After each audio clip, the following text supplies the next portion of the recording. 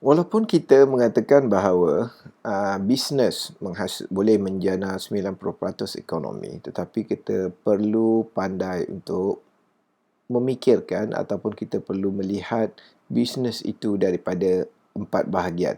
Oleh itu, kebanyakan usahawan sebelum mereka memulakan perniagaan, sama ada perniagaan baru, cawangan ataupun penghasilan produk baru dan sebagainya, mereka akan menggunakan idea SWOT, SWOT.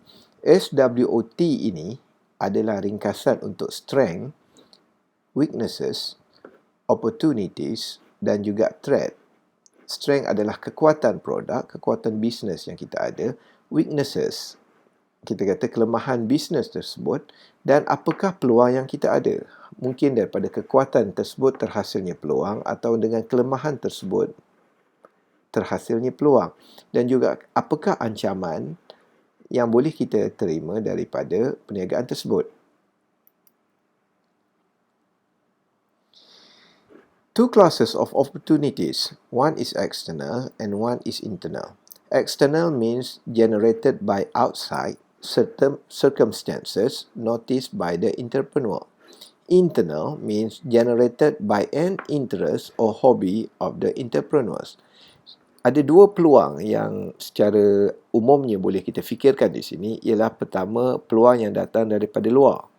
Bermaksud entrepreneur atau usahawan tersebut notice ataupun dapat mengesan, dapat mengenal pasti apa yang berlaku di luar sana dan menggunakan apa yang berlaku di luar sana sebagai satu peluang terhadap perniagaan beliau. Atau internal, maknanya peluang yang cuba dibuat oleh usahawan itu sendiri, mungkin bergantung kepada minat peribadi atau hobi seseorang usahawan.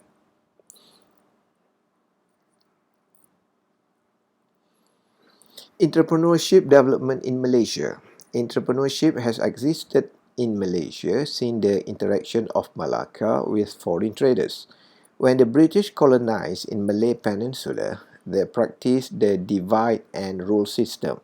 Means Malay community only engage in administration and agriculture. Chinese will engage in mining and business, and Indian engage in rubber plantation. After independence, the Malaysian government has been focusing on the field of entrepreneurship until today. Several agencies established to manage and promote the growth of entrepreneurship are SME Corporation. SME stand for Small Medium Enterprise Corporation, Tekun, MARA, PUNB, MTDC, and other groups. Others is the establishment of new economic policy between 1971 and to 1990, the National Development Policy 1990 to 2000, and Vision 2020.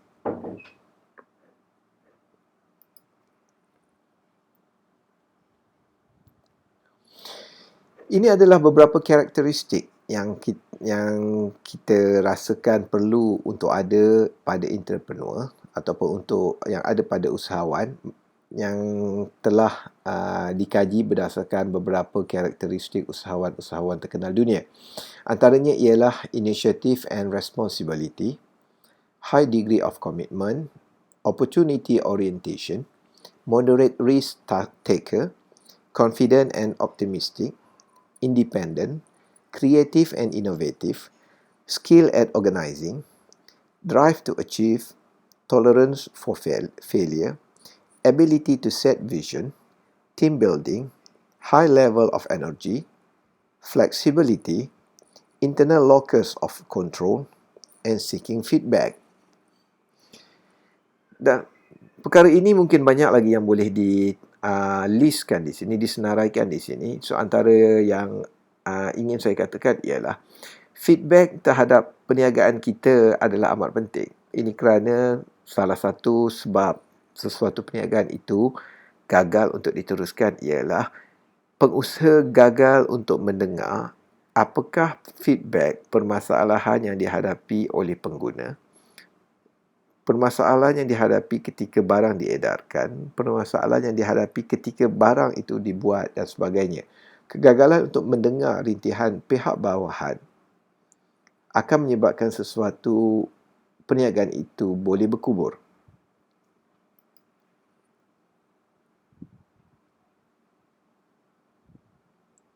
Ini adalah kata-kata seorang usahawan. I'm convinced that about half of what separates the successful entrepreneurs from the non-successful one is pure perseverance.